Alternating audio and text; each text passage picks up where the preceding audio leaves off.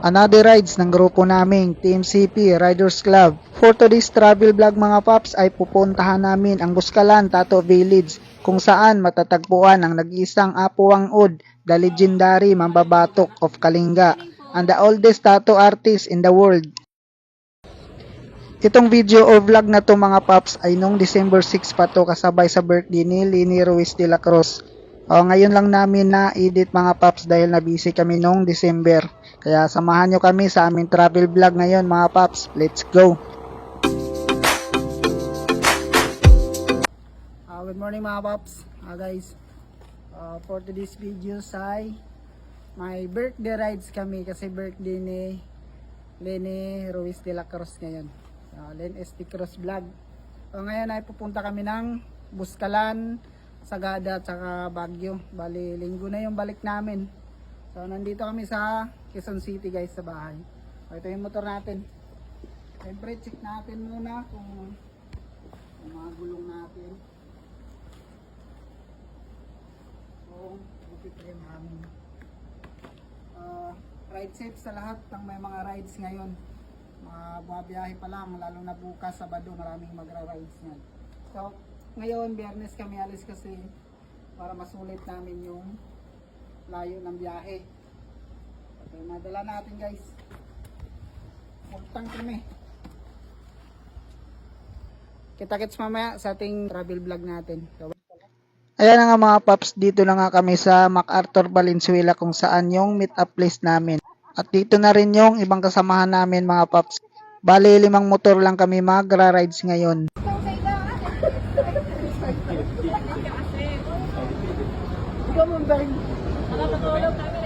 Yung mga nag-uusap natin, nag-iisip ko lang nun eh. Oo, sinabi sa akin eh, kay Sammy, Len, gising yung mga ate mo, ay nako. Tulog pa yata. At nung nakumpleto na nga kami mga paps ay syempre alis na kami at bago kami alis ay magpipray muna kami at babati na rin ng happy birthday.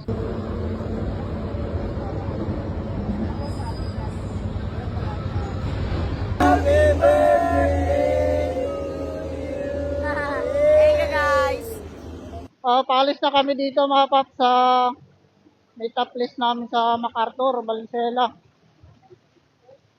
Ngayon, time check natin is 2:42 ng umaga. Mag-alas 3 na. Kaya panigurado hapon na kami makarating ngayon doon sa Buscalan. Kasi nasa 400 kilometers din yung tatakbuhin namin. So ayan na nga mga paps, nandito na nga kami sa Plaridel Bypass Road. Dire-diretso nga lang to mga paps hanggang nadaanan na namin ang bayan ng San Miguel, Bulacan at hanggang narating na namin tong Arco ng Nueva Ecija. Dito nga mga paps ay huminto kami saglit dito sa Arco ng Nueva Ecija. So yan na nga mga paps, maliwanag na nga nung dumating kami dito sa bayan ng San Jose, Nueva Ecija. So dito na kami inabutan ng liwanag mga paps. So time check tayo mga paps. 5:56, mag-alas 6 na ng umaga. Dito na kami sa bayan ng San Jose, Nueva Ecija. Dito na kami nabutan ng liwanag ng araw. Yan na yung aakyatin namin mga paps. Yee! Meron pa kaming 262 kilometers na biyababiyahin papuntang Buscalan. Ilang oras pa? 6 hours and 48 minutes pa. Malaylayo pa yung biyahe namin. Dito nga sa part na to ng Maharlika Highway mga paps ay umpisa na ng akyatin. At dito ay may nadaanan kaming traffic dahil may ginagawang kalsada. Ingat lang kayo dito mga paps dahil ang lalaki ng mga truck na pwede nyo makasabayan dito. At hanggang narating na namin tong dulo ng Nueva Ecija, boundary na ng Nueva Vizcaya. Lagay sige nyo dito. Dito na kami guys sa Nueva Ecija. Boundary na Nueva Ecija, Nueva Vizcaya. Ayan. Grabe kayo. Grabe yung bag guys, oh. Ano na kami agad nasa Baguio. Update tayo mga paps. Nandito na kami sa bayan ng Santa Fe. Ayan guys. Santa Fe. Nandito yan ang bayan ng Santa Fe.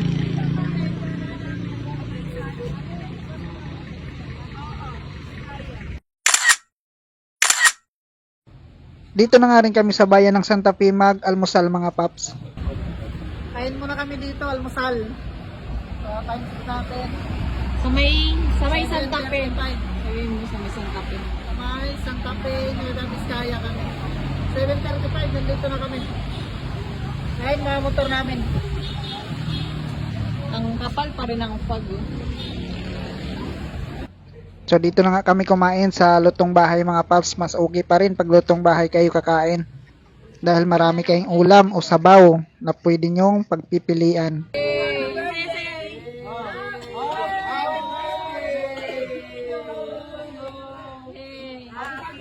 Mamaya maganda tayo.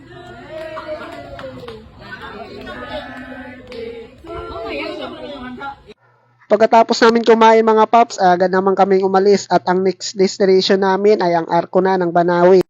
At shoutout kay Sir, nanghingi siya ng sticker at yung followers na rin natin. Binaybay nga lang namin tong kahabaan ng Maharlika Highway at nadaanan na namin tong bayan ng Aritaw, bayan ng Bambang, tsaka bayan ng Bayongbong.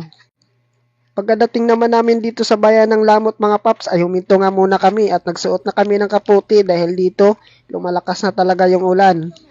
Pagkatapos nga namin magkaputi mga paps, agad naman kaming umalis. Grabe na yung daan dito, puro banking. At hanggang narating na namin tong Arco ng Banawi mga paps.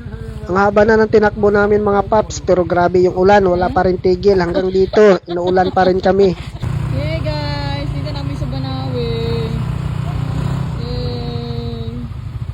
Banawi na kami. Update tayo mga paps. So, 12:35 na ng umaga. Tanghali. Dito na kami sa Banawi. Dito na kami sa Banawi. Welcome to Banawi. Ngayon, bibili tayo ng sticker.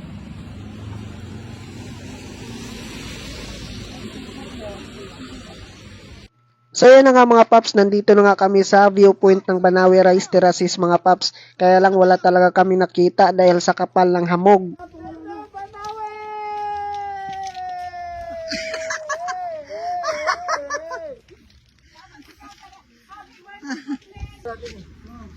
Sayang guys, hindi kita yung Banawi Rice Terraces. Mahamog, tas ulan. Ito guys, sayang.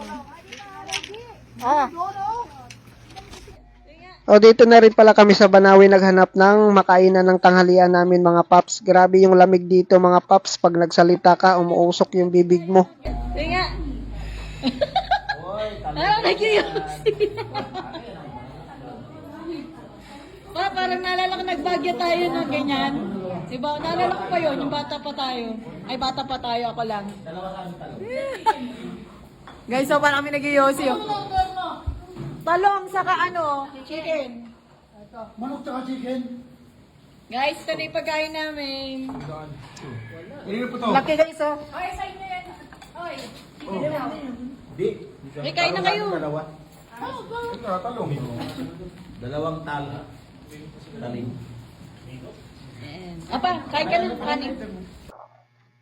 Pagkatapos namin kumain mga paps, ay agad naman kaming umalis at puro ulan pa rin ang mga dinaanan namin. Dito nga mga paps ay huminto muna kami sa sobrang lamig na mamanhid na yung mga kamay namin. At sakto nga din paghinto namin dahil may nakita kaming maliit na nayon, napakagandang tingnan. At mapapatanong ka na lang na ano kayang feelings pag dyan nakatira. Hindi pwedeng hindi natin hintuan to pag mga ganitong view na makikita nyo, di ba? Tsaka fags. Grabe dyan kami galing guys oh. Yung bundok na yan.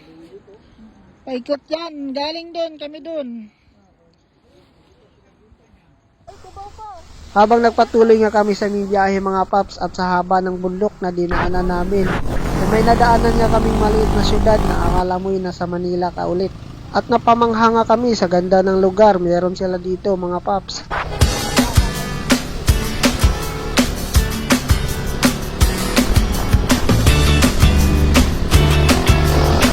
Pagkadating nga namin dito sa Mountain Province Road papuntang Buskalan mga paps ay huminto nga kami ulit at maghubad na ng kapote. Buti na lang at dito mga paps wala ng ulan. Dumaan niya sa gilid, ganyan.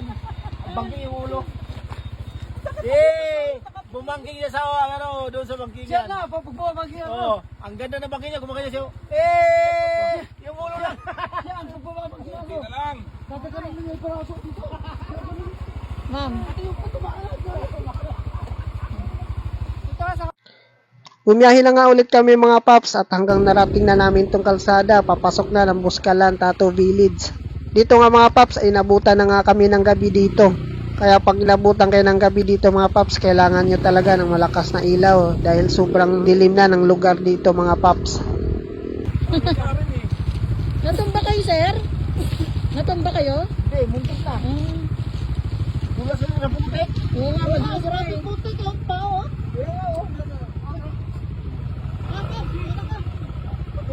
Ano ko yung ilaw?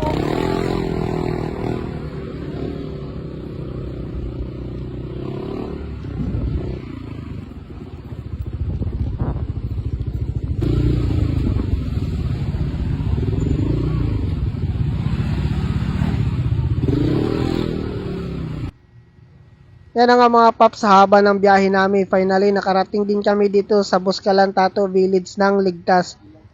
Ang tagal ng biyahe namin mga paps dahil sa aberya sa daan. Ang lakas pa ng ulan sa Banawe, hindi kami makapatakbo ng mabilis. Dito nga mga paps ay kailangan nyong mag-register, tapos dito rin kayo kukuha ng tour guide nyo. Tapos room na tutuluyan nyo mga paps. Hindi kayo makapasok sa mismong Tato Village mga paps kung wala kayong tour guide. Ako lang tubig, hindi kasama.